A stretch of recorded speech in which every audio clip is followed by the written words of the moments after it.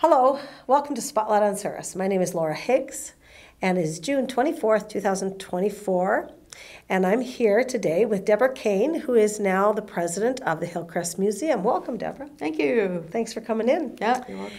Okay, now let's get into this. The Hillcrest Museum, long-time facility here in Souris, right?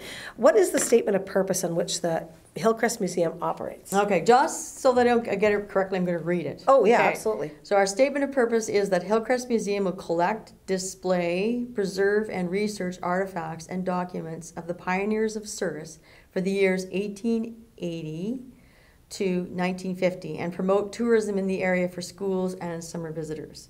So we actually made up an actual statement of purpose, just so that we are very clear. We regularly are contacted by people with things to donate, and those are kind of the parameters that we go within. Right? Okay. Also, so basically the contributor would go through a process through our collections committee, and would be determined whether it was actually something that fit within those parameters, as well as was from the town of Souris or area, right? Okay. Yeah. So Okay. That makes it easier to yeah. to make your decisions. Yeah. So we have a collections committee that will do the research and then get back to them and say, okay, this is something we can take, or this is something that we either can't take, or it's not within our mandate, or things like that. Okay. So Great that's just idea. kind of the way we are. To promote tourism, we have school tours and we have summer tours, and that promotes the tourism in the area. So and of course a love of history, hopefully. Yes, we're yeah. hoping anyway. Yeah. Sharing that love of history and hoping other people have that love of Yes. history as well. Yes. Okay. Yeah. All right.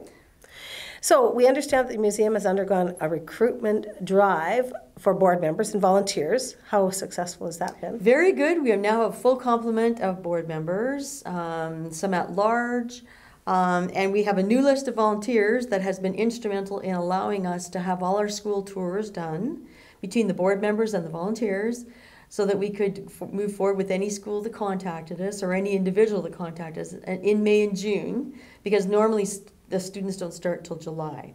So, or till end of June, sorry. right. So, but they allowed us, our new list has allowed us to actually manage that quite well. Oh, good. Yeah. Good. Yeah. That's great. Yeah, we've been very lucky. So how does the board operate? So the board operates, we have the usual president, secretary, treasurer, but there's a number of committees that the board has, things like media committee and a collections committee and a student supervision committee. And basically the members of the board can take on either one or more of those committees. And then once we have when we have a meeting, then there's reports as to where they all are. Sure. And we can go through and decide if they have questions or money they require or more information they require, then we can go through and go through the meeting. It makes the meeting work really quickly. Yeah. Wow. Yeah. Perfect. Yeah. Okay, so what's going on at the museum for activities this summer? So this summer I've got a whole new crop of students. We've got a couple coming back, and then a whole bunch of new ones. We open on Saturday, June 29th at 10 a.m. And we will be determining and working with those students as to what they want to do this summer. So we did put a few feelers out for a few other things, and some of them didn't really pan out. So we're gonna see what they've got for ideas too. Okay. And we'll hopefully something to involve youth is what we're hoping. Okay. Right? Yeah. Because I know we have no problem attracting the older population to visit the museum, but sometimes some of the younger people, it's a bit harder. So we're hoping something to attract that. Okay. Yeah. That's interesting. Yeah, adults are $5 to the Okay. museum. Students are $3.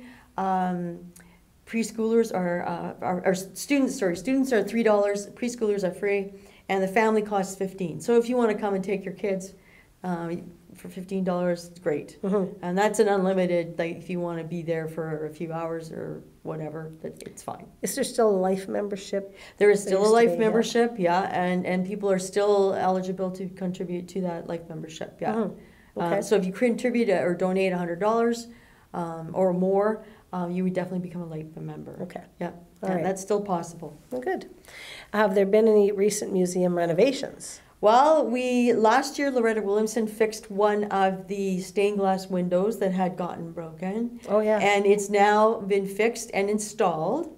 We're just finishing the installation, looking for a few Okay. extra things that we're not quite sure where they are, but it's pretty much installed. We've painted the front door, and we're hope to be shortly installing an antique door, an antique screen door. We Oh, took okay. off the old door, and we're hoping Right. to install an antique Nice. screen door, just to make it a little more Authentic. Authentic, Mhm. yeah. Yeah. Painting and scraping of windows is on the agenda. We certainly can do the lower ones. We're still looking for, help to find someone who could do some of the higher ones. 'Cause, Yes. yeah, that's a hard job. Yeah. It certainly is, and there's a little bit of a risk there sometimes. Well, big risk, yeah. for So, yeah, we volunteers don't or want, older. we don't want volunteers, yeah, doing Right, that. right. We're fixing an upstairs outside door that was damaged due to the wind over the winter. Oh, really? Yeah, I'm not quite sure what happened there. So we're actually going to pay someone to fix that Yeah. because it's pretty tricky stuff. Yeah. Significant work has already been undertaken by board members to create a storage area in the museum. And we received a grant from the Cyrus Glenwood Foundation for shelving and some storage bins. And that's going to be an ongoing project for 2024. So, and the students will definitely be taking part in that because we hope to be cataloging artifacts that aren't yet cataloged and then putting them and storing them in this area, and then we can rotate some displays. Mm. So that's the idea. Oh, good. There. Yep. Really good. Yeah. You got a lot going on in the renovation area. Yeah. At some of them a little bit bigger, but some of them Yes. like clean up, sorting out. It's an old Yeah. building. It just takes that. Some very big renovations have been done in the last few years, but this year we're just undertaking Yeah, some smaller absolutely. ones. Yep. So are there any other projects that are being undertaken that the public should watch out for? We have purchased and are planting trees. We've gone through Sadler's. We're a recipient of the Sustainable Roots Grant. I'm going to read that because I want a Sustainable Roots Grant with Pembina Co-op. And we've got a planting date, early July. We're going to do some preparation first and then put in these trees to help beautify the grounds in the future. Okay. Yeah. So where would that go on the north side? We're going to have, well, we're in the process of Making that well, decision. we've got a lot of, but that's not my committee. But we've got a building and maintenance committee, and they are going out first to clear the area. We've got to clear some brush and some hedges, like little things Okay. out of the way, Okay. and then we're going to be planting the trees. Okay. Yeah. Yeah. Okay. So you've got a committee that's taking Yeah. care of all that. That's really good. Yeah. Are there any fundraising events happening? Actually, I have one more project. Okay. Mandy Landers, through her employee Pembina Co-op Home Right. Center, was eligible to enter a draw where she received $300 that she could donate for a community project, and she chose to donate it to a pollinator garden to put on our grounds. Oh, really? So we'll be working more on that this year as well. That was last year that we got that grant, but this year we'll be hopefully focusing in on that. Oh, that's nice. Yeah, so we're busy. Yeah, Yeah. absolutely. Yeah. Lots doing. So, and fundraising events? Keep posted for some new and exciting limited edition gift shop items. And I'm not going to say anything more than that. Okay. They're very unique. We have a new gift and fundraising coordinator. So there's some really cool ideas coming up. Okay. Yeah. So, but we're choosing to keep it a little under wraps. Yeah, right I now. was thinking that. Yeah. Keeping a suspense. In Yeah, suspense here, yeah. and our gift shop currently carries T-shirts in all sizes, youth to adult, peacock feathers, stickers, butterfly items, like items with butterflies on them. Yeah. The other fundraiser we're going to be undertaking, Jackie Kirkup is going to be assisting the board in the organization and hosting of the 50th annual Hobbycraft, Wonderful. and that's November 16th.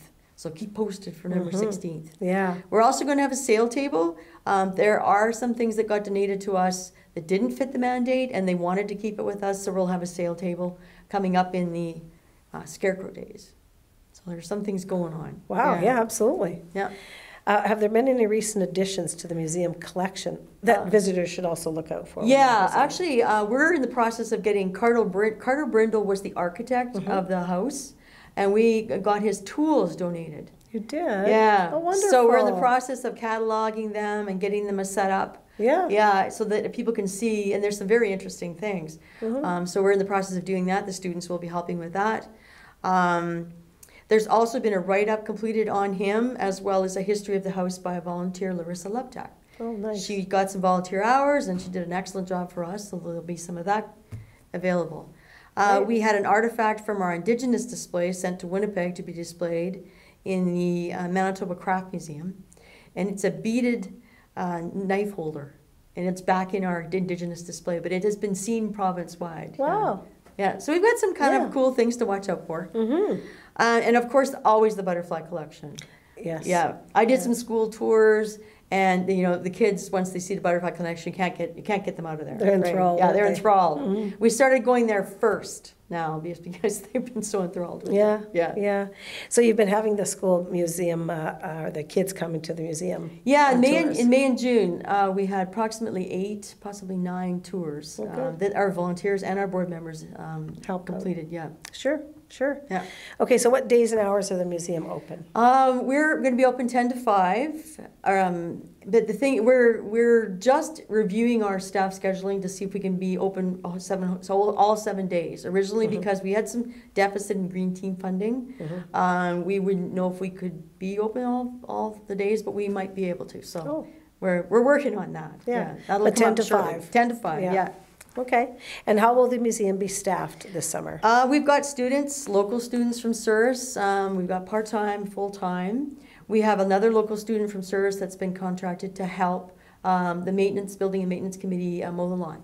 So we do like to support the students because they're the future. They are our future, absolutely. We used to say that at the golf course, remember? Yeah, Back in the day? same thing. Yeah, Yeah, exactly. Has same the thing. museum been a recipient of any grants for 2024? We've been very lucky. We got the Canada Summer Jobs Grant. Good. We got a position there, and we did get some.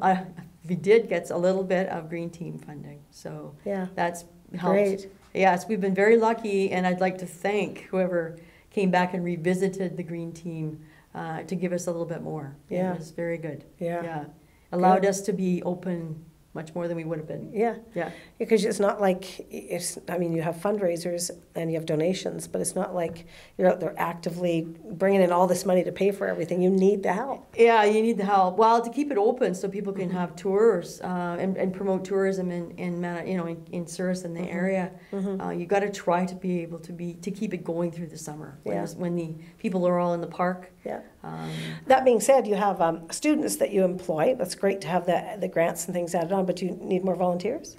Actually, for volunteers, we're always needing volunteers, and if people want to volunteer, I'll just explain some of the things what they do. Yeah, right? okay, great. So we're of course the board are all volunteer. We now have volunteers that have been trained to do tours, as I mentioned, in May and June, and they will of course supplement any student deficit throughout the summer. So if we can't find a student that can help, they're quite willing to be called to Good. come and help. Good. Volunteers are often needed for events such as Hobbycraft and for assistance with projects such as planting trees. Right. Volunteers have been instrumental in helping with the trees, actually. We've got volunteers involved in the trees. Gardens are planted by volunteer Connie Moffat, and she helps maintain them. So without our volunteers, we wouldn't be very far. Right, Yeah. exactly, exactly. And we can always use more if they've got specific interests. We can certainly accommodate. And we do put training, especially for tours, for our volunteers. We put them with someone who knows how to tour, and they can get. That's how we train the ones for May and June. Yeah. For sure. Okay, so does Hillcrest have some long-term goals that the board's going to be looking at? We have a long-term goal to set aside donations, because we get donations. We want to add to a capital. We've got a little bit of capital already contributed to, and I'm going to read the Manitoba Heritage Trust Program. We've got a little bit of capital in there already. We want to put a little bit more in there already, because then, like the Souris Climate Foundation, we can live off some of the interest and make it more sustainable. Right? Oh. So the more we can contribute, like more donations we get, the more we can contribute to this. So you'll get, like, they'll take you a percentage of interest. And we'll be able to live, so that should hopefully build up as we go over. Okay. And you won't have to do quite as much fundraising, right? Yes, yeah, but that was still donated, meaning you can do what you need with it, and if Yeah. you're investing it for the future, Yeah. that's not a bad idea. Yeah. Okay. Yeah, so yes, donation to the museum is a good idea. Yeah, for sure. To help keep everything going. So then when the Donor's Choice comes around, remember some of these places on Yep. Donor's Choice, right? Yeah. Exactly. Yeah. Great. Yeah, because we do try to be very cognizant of those, and not waste any money. Yeah, and I mean, this is our local museum. This is Yeah. specific to Souris. Yeah. It's not just a general thing. It's Yeah, very specific. no, it's specific to Souris. Yeah, so that's great. Okay, where do people go to find out more information about the museum? So we've also got a social committee. At SourisHillcrestMuseum.ca is our website.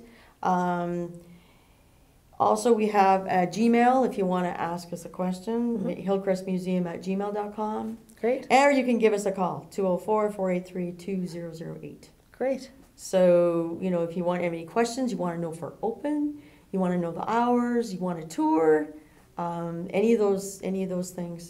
So your social committee will maybe post some of that as we get closer to the season, and then put it on to Souris Manitoba Talks and sort of keep it yes, moving. we're trying so to keep it moving. That's the idea. We've got some students who are good at social media, and we've got our social media committee so that they'll be able to help them out and sort of direct them as to, we could maybe do a video about this, or we could do, something like that. If you want to know more about social media, ask a student. Yes. I'm sure they could They're the walk ones, you and I through everything. They're the ones who know. Yeah, it's not us. Yeah. No, it's not us. But some of us are pretty good at it, but you're right. If I couldn't find a button today on one of the programs I was on, if I had had a student around me, I would have been able to complete the task. Yes, I know. I was making a presentation and somebody told me, why don't you get a high school student to help you? Oh, see? See, I wasn't wrong. No, you're not my wrong. gosh. No, Okay. you're not wrong. All right. Well, is that everything, Deborah? Did we cover it? That's everything that I had. Yeah. Any questions from Good. you? Yeah. No, that's great. You covered everything I had been thinking about, but we really appreciate your time coming in and representing the Hillcrest Museum here. Oh, you're welcome. Yeah. Yep. Yep. Thank you so much. Yep. Thank you for joining us here at Spotlight in Souris, and have a great rest of your week.